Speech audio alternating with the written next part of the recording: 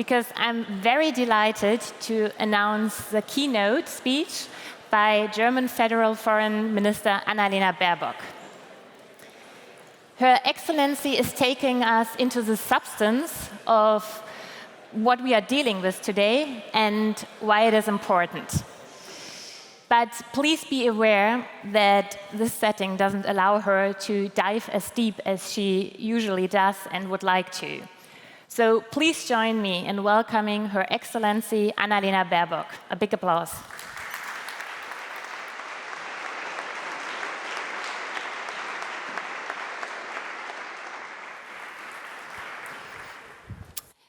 Hello and good morning also from my side. It really looks like a working conference, and this is also what I'm doing right now here. Yet I will speak in German, so everybody who's not in the German language, please take the headphones.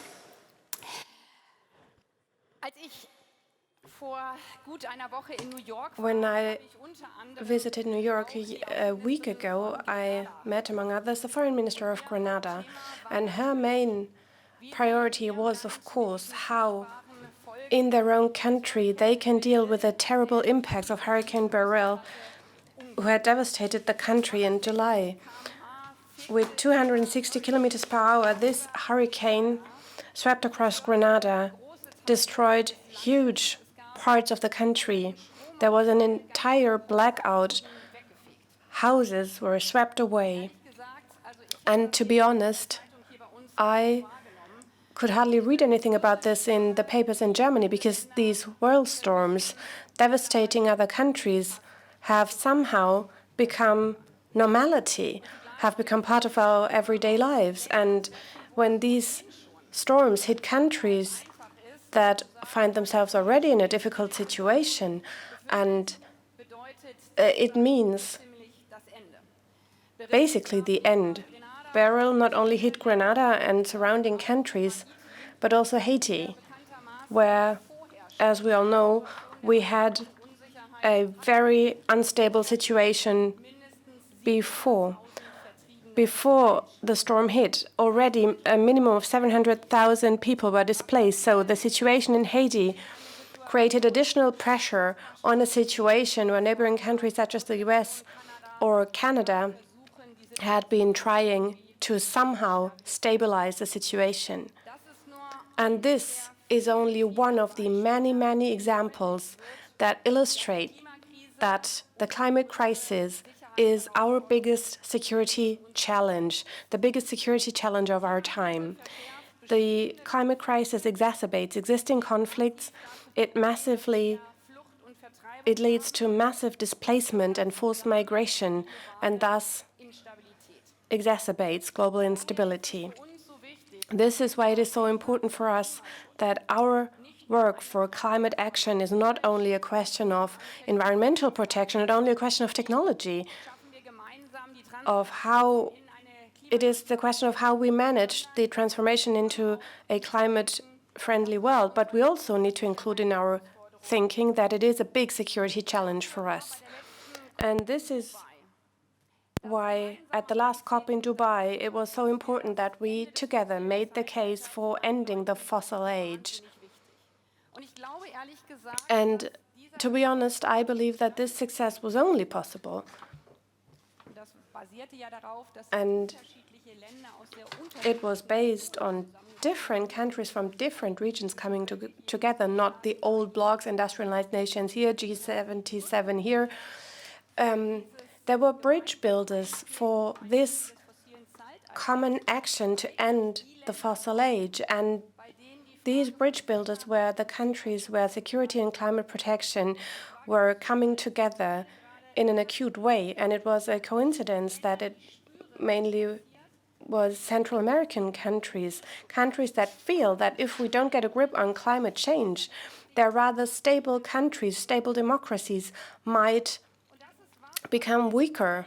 And this is why it is important not only we look to the climate crisis, but also when we look to global conflicts. And this is encouraging to me when we speak about what serves our security, our common security. We can truly come together, although so many things might divide us. We as the federal government, as Team EU, or as the federal government as such, have therefore 3 years ago reshaped our foreign climate action and have anchored it in the Foreign Office so that security questions of our time are no longer decoupled from the climate challenge. And at the same time, fighting the climate crisis is an important contribution to global security policy. And in this spirit, we are working as Team Germany across different ministries. Here at the Foreign Office, we mainstream climate action. All the different divisions and departments work for that purpose, not only in the field of business or climate action, Directorate number 4, but also in the political department, Department number 2, and the one for humanitarian aid, and also our Directorate for Communication and Strengthening Democracies. It is also important how we talk about the climate crisis, because the answers are highly political. And in this understanding, we traveled to the last COP with ambitious goals, of course, with regard to mitigation. You're all experts here, that is mitigating, reducing our CO2 emissions, but also with a political agenda for adaptation measures and loss and damage. The proposal and the contribution we made to the Loss and Damage Fund together with the UAE was based on this understanding that containing the climate crisis and the protection of the most vulnerable go hand in hand and need to go hand in hand. And at the same time, this is what we discussed in depth in Dubai. We're discussing it in cabinet in the Federal Republic of Germany. Our resources are limited, and that means that we not only need to become more efficient when we work across ministries, but also when we look at our funds as such. Challenges, crises, and financial and structural ways of action need to be brought together. Our instruments need to be integrated, specific, and forward-looking. And this is also the goal of the conference today. Asking ourselves how climate security policy can be integrated, can be specific and preemptive, not only in the way we think, but also in the way we implement it. For that purpose, and I'm delighted to be able to present this to you in detail today, for that purpose, we established a new climate index at the Foreign Office with a lot of support from very competent institutions. A climate index that makes it clear that the climate crisis is an accelerator for political crises, and at the same time illustrates that political answers, such as containing the climate crisis, can also contain regional conflicts. That we move away from discussing climate action here, security policy here, and humanitarian assistance there, and in the end, military affairs, but that we bring it together. This tool that we have developed depicts a fact-based correlation between climate risks and conflict risks. We call it Climate Conflict Vulnerability Index, CCVI. It is also available to the public, so this is kind of an advertising event. Please use this index. I think it is very helpful and facilitates our work in so many areas. Let me illustrate this with a few slides to show you how this index works. On this slide, in orange, we see climate risks across the globe in orange dots. And it is coupled to, because it's about human security for us, humans, linked to vulnerability of people. So in parts of Africa, you see some blank spots where you would say, but the climate crisis hits really hard here. Yes, but some areas are unpopulated, so the connection between the impacts of the climate crisis and human vulnerability is not as acute there as it is in Europe, where we are densely populated. And if the climate crisis hits, it will have many impacts on the people. And it could mean that conflicts emerge about scarcer resources. Now we add another layer in red, the places where there are already armed conflicts or very weak governance. And you see this with regard to Europe, you see Ukraine, but you also, when we look at the EU states, there is strong resilience when climate impacts were to hit. And a third layer, bringing it all together in blue, depicts what happens when conflicts and climate crises come together. How does vulnerability look like in the regions? Because climate resilience and conflict resilience is to be found in strong democracies with strong institutions. In Germany, we have the THW, the Technisches Hilfswerk. We had dramatic consequences after the flooding in the Ahr Valley, but with technical support from all areas, the Bundeswehr, our neighboring countries, we were able to make sure this didn't become an existential crisis for the nation, or that the people on the ground could not be provided with help. In other countries, we see that it looks different. We see it on the slide when you look at the parts in deep blue.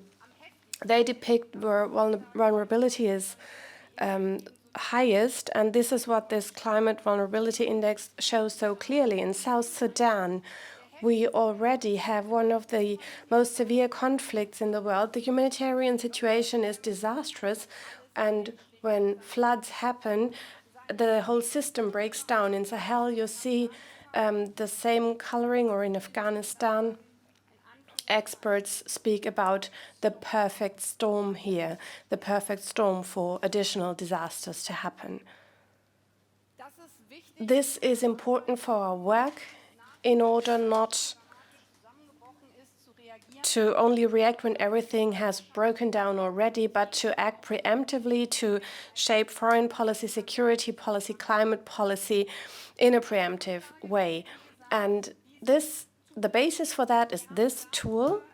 We brought together 19 different data sources, ranging from satellite data of NASA to data from the World Bank. And what is important is the PIC, the Potsdam Institute for Climate Impact Research, in the beautiful city of Potsdam, or data from the University of the Bundeswehr in Munich. This means that we get an image about how crises add up. And it is clear that this is a technical tool, one that is analytical. It helps us to look at trends and developments and how things are interlinked across national borders, as you can see. So it not only looks at an individual conflict, if we ask our embassy in South Sudan what happens on the ground, but we really look across regions here. And at the same time, and I think that's important as well, as I'm promoting our new index here, it is always necessary to see a country in its individual context. All these maps and data will not be able to help us with finding, will not provide political answers as such. If we ask how vulnerable individual regions or states are, also depends on political scientists and institutions, the United Nations or our embassies on the ground, give us their assessment. They will tell us, we think this government is stable or is not stable. We hear from the environment of the president that there might be a coup. I'm highlighting this because for us in climate action and foreign policy as a whole, it is important to not develop blueprints that we use for everything. We saw that in our peace policy and other approaches, blueprints cannot be used for everything, and the same is true for climate action and security policy and foreign policy. Let me also give you an example from the Horn of Africa. Let's zoom in into one of the hotspots that we already saw. On the left side, you see Ethiopia, Somalia, and Kenya. And you see that they are similarly exposed to climate risks. Of course, they find themselves in a similar climate or the same climate zone. So temperatures are similar. Temperatures rising above 40 degrees centigrade are more or less the same.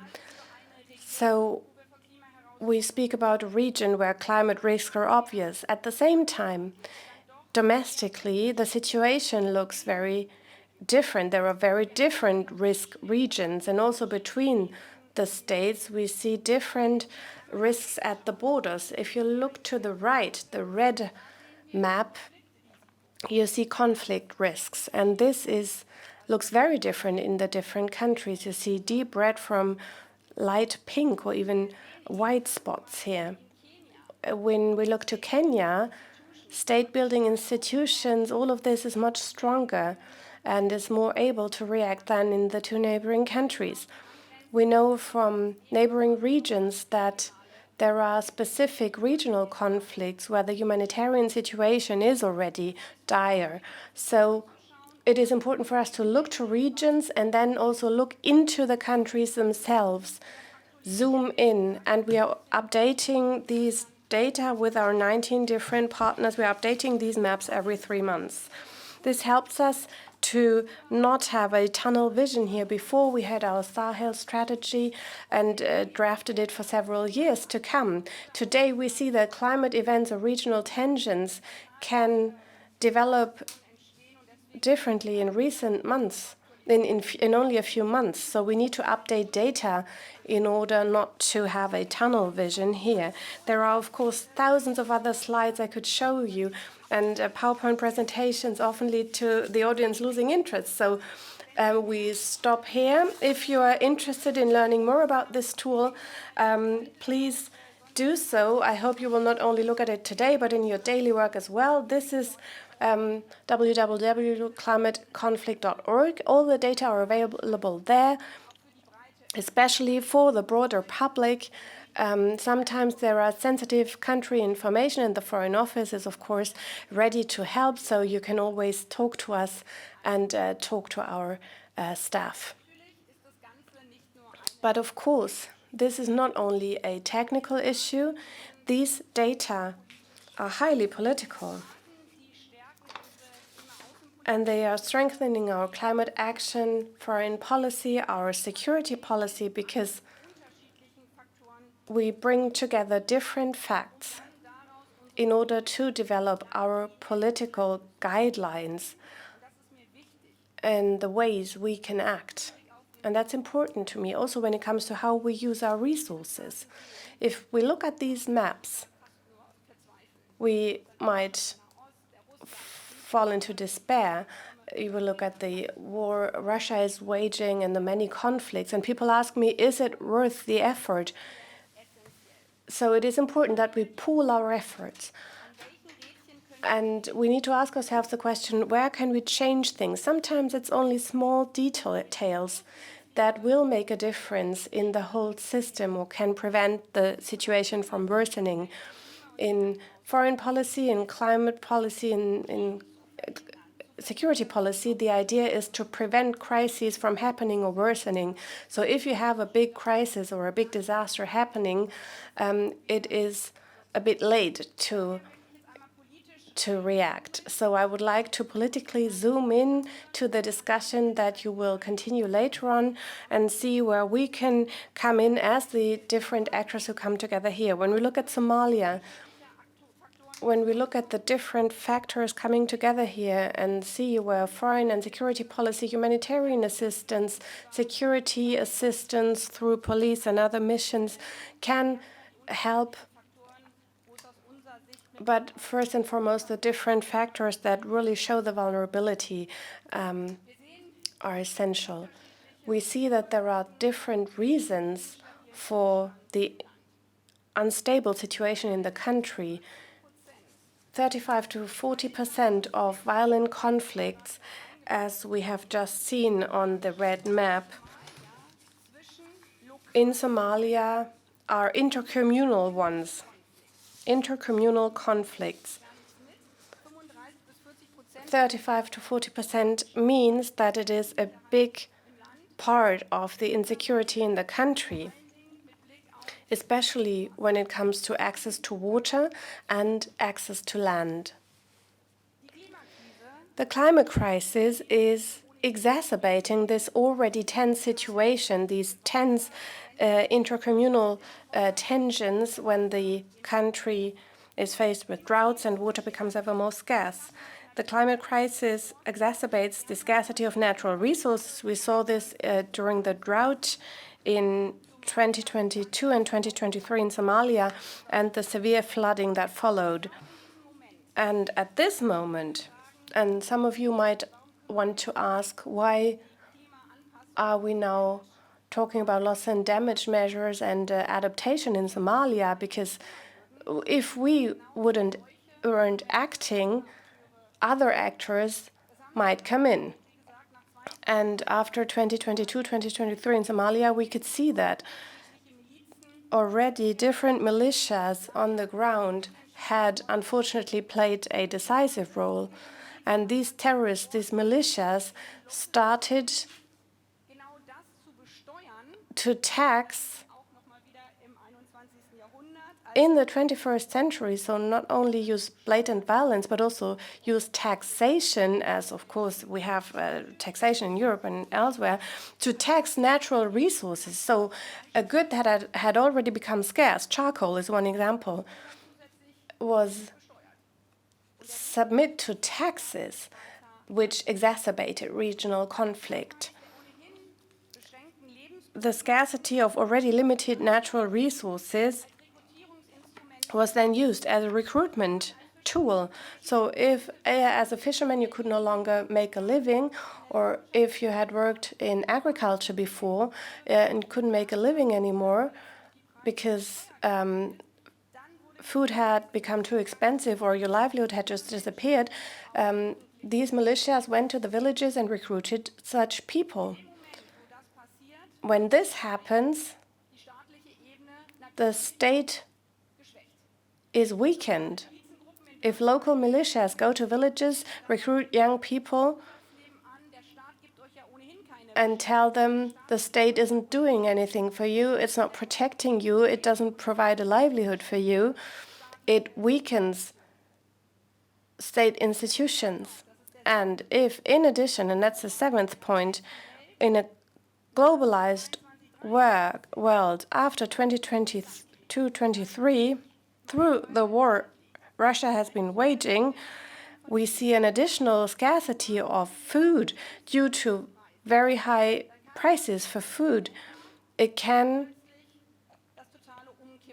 become an entire disaster for such states. They might collapse.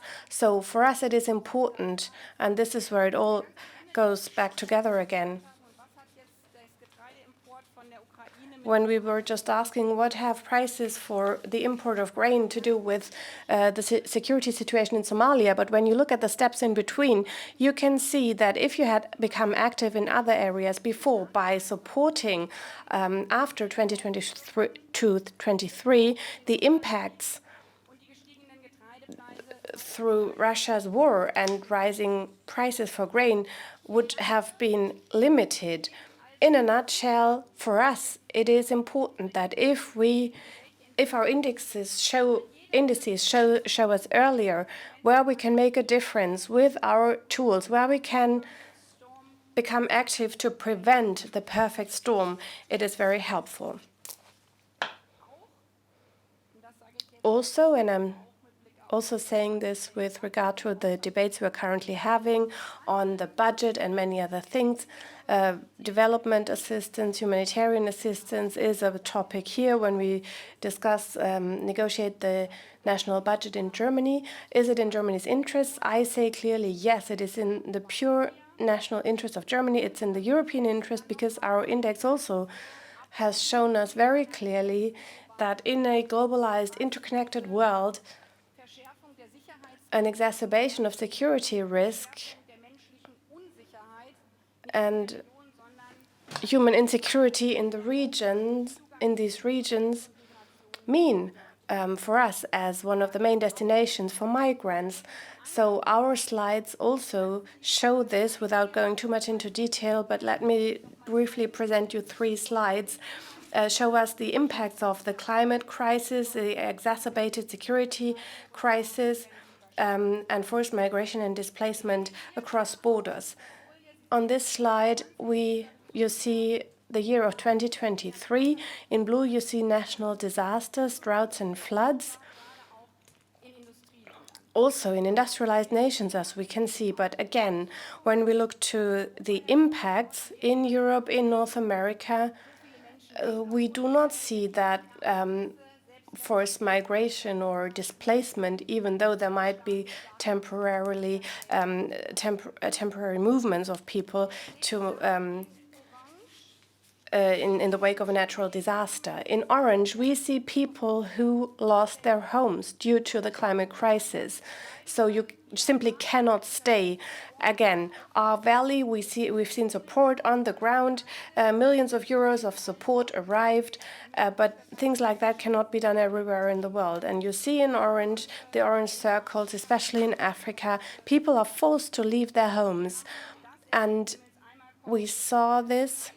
If we really dive in and zoom in, we could see that this has different impacts on the individual countries, depending on how strong the national situation or institutions are. In Congo, we see the big circle in the middle. DRC, we have 4 million IDPs due to a conflict. And the conflict was huge. Adds to that, IDPs due to climate crisis, we see a big IDP problem. Now, we're looking to the Philippines in the east. We saw the contrary. Displacement was mainly driven by natural disaster, flooding, storms. Almost 3 million people were displaced, became IDPs.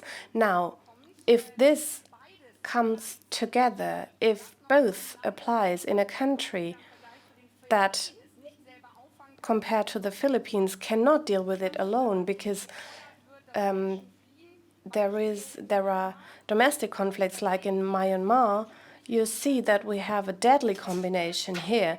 The civil war, ethnic conflicts after the military coup in 2021, and the displacement of the Rohingya. In addition to the natural disasters, the Typhoon Mocha in May 23 and floods in 2024, this led to 1 million people, 1 million IDPs due to the domestic conflict, and almost an additional million IDPs due to climate reasons. Myanmar is another example to show this vicious circle.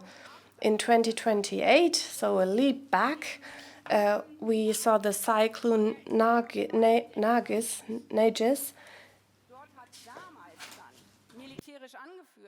in the Irrawaddy Delta, and humanitarian assistance was denied. So domestic repression was added to the problem.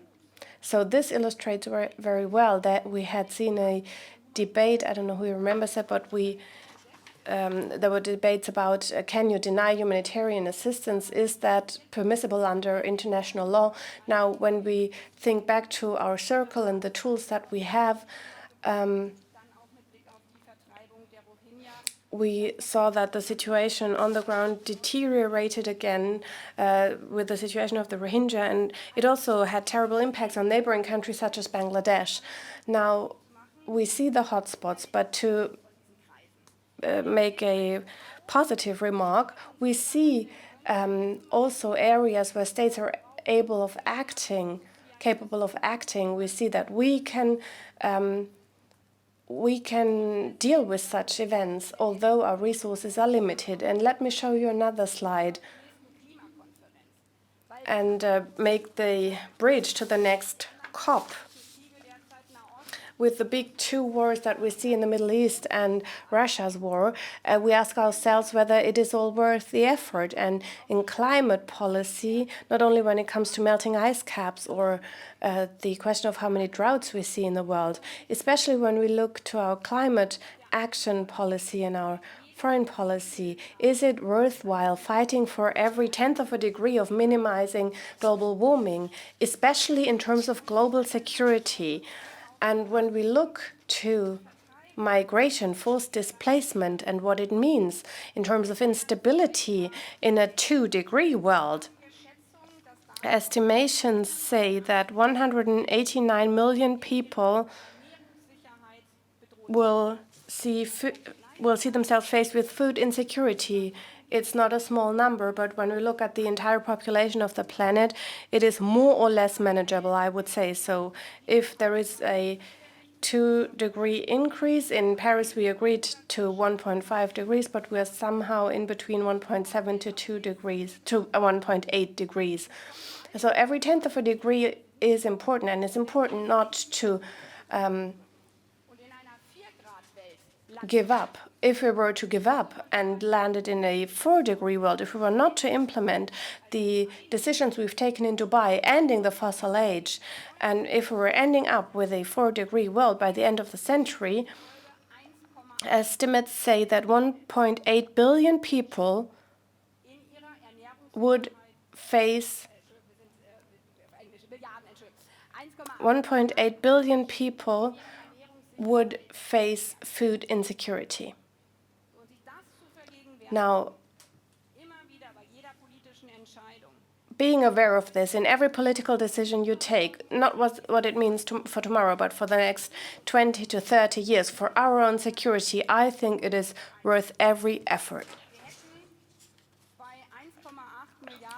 With 1.8 billion people faced with food insecurity, that would mean 20% of the world population would face food insecurity, would need food assistance from the World Food Programme, and I think even the most idealistic people would not know how to do this. This tenfold difference between 189 million and 1.8 billion people needs to be addressed by ambitious climate action measures. And this is what we have planned for the next COP in Azerbaijan. This is the goal of our foreign climate policy, bringing all these things together and also looking at things that might not make an impact tomorrow, but in the medium and long term. If we integrate our foreign policy, make it preemptive and forward-looking, and if we understand that the climate crisis is our biggest security threat, the biggest security challenge of our time, because conflicts are exacerbated through the climate crisis, and also because in the more positive sense, we see that if we act in an integrated way, in a specific way, and in a forward-looking way, we can make an essential contribution, not only with regard to the 1.5-degree path, but also with regard to the best early warning system for our own security. In this spirit, and you will be discussing it in the individual areas, our foreign climate policy, Team Germany, the entire federal government, our foreign policy is driven by this. In Iraq, for example, I haven't got the images right now, but if you look at our Instagram post on Iraq, this is also why we have this Instagram account. Please recall that with regard to security policy and destabilization in Iraq and everything that we're talking about in the Middle East, persecution of the Yazidi people, when we look at what can we do in foreign policy in Iraq, we see the oil fields, the imbalances in the country, the injustice. Militias then come in, and in the border region between Iraq and Iran, we went to the marshlands and look at the images. It looks beautiful, but at the same time, you could see oil fields and the flares that were burning, where oil and gas is just burnt during the extraction process. And we talked to the people who are probably among the poorest people in the world, and their wish was water. There was a dad of many children who could not attend school, asked me, please promise me one thing, bring water so our marshlands won't dry up. And his wish was not, look at the oil fields in the back, please make sure that we somehow benefit from this wealth. His main plea was, please make sure that we do not dry up here, because the summer before, and he showed me pictures,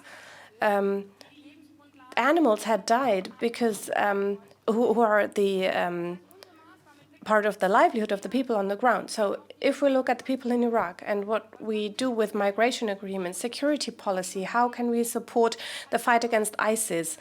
This big factor comes in. What do we do in the area of minimizing security risks, detecting security risks in our early warning system, and act in a targeted way? This is why we also support the water management agreement in the south of the country, so that in this region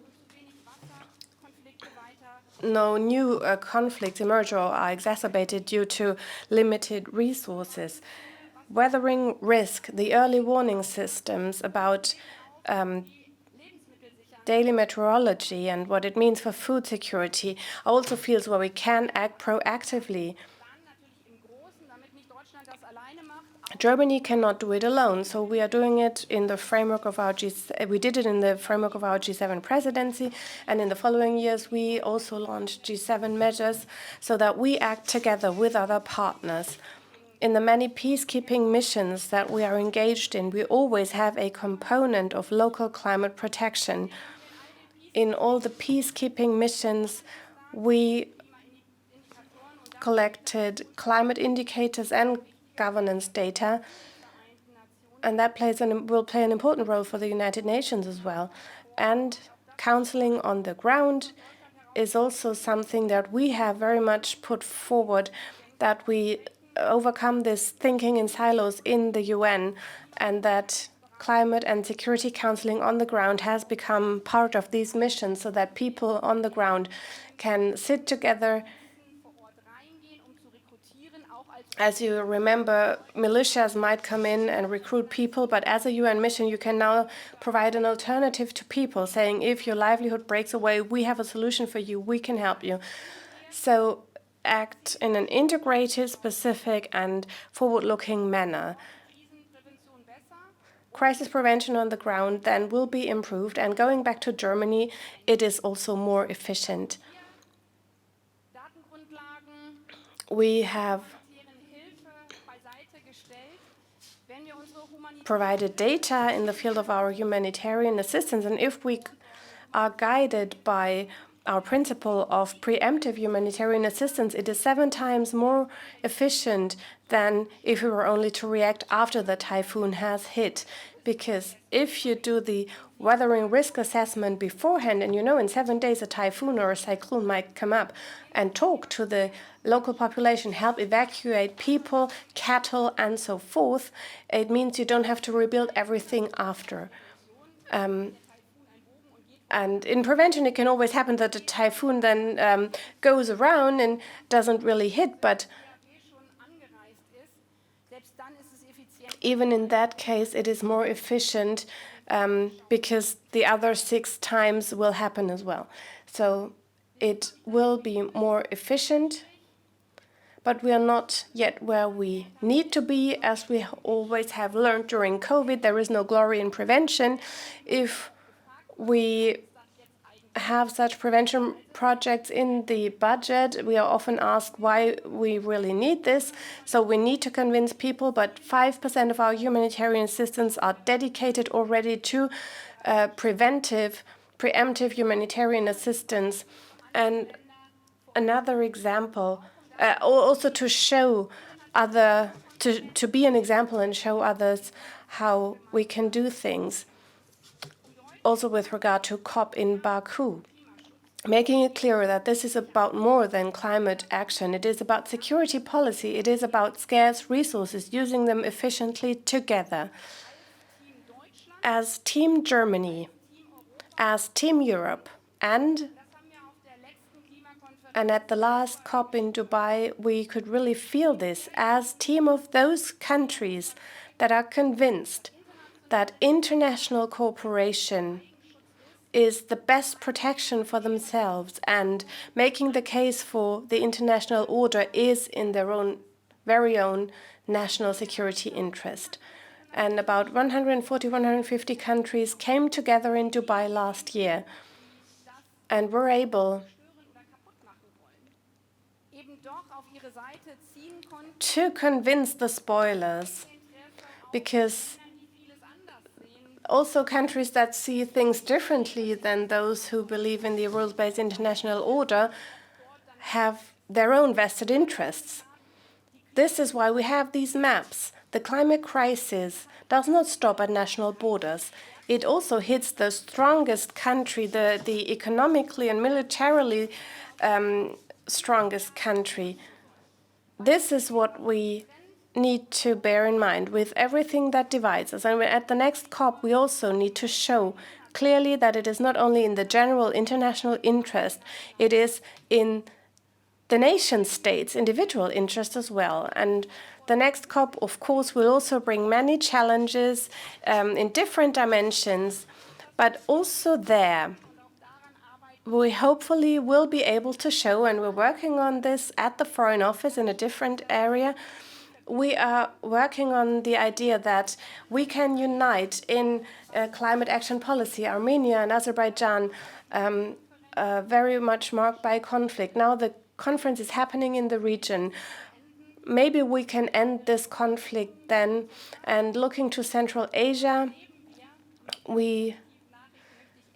and I would like to end with this positive message, also in times where you think about whether international institutions even work and when will they finally bring peace, climate action policy, and the idea that it is in our own interest to work together through exactly the OSCE, the organization that was standing at the contact line in Ukraine and then also was attacked by Russia. The OSCE has been able to show a shining example for countries in Central Asia with a project on water management in the spirit of climate action, because water is becoming scarcer in the region. For the first time, the water climate project has included the question of regional security, also with borders that had not yet been very clearly defined. So we are making progress. This project is ongoing, and I hope that you will be able to discuss many such positive ways forward at this conference.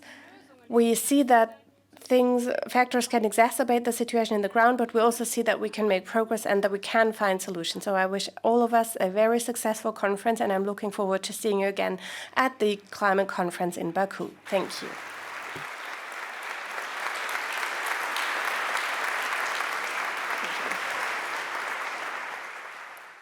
Thank you very much.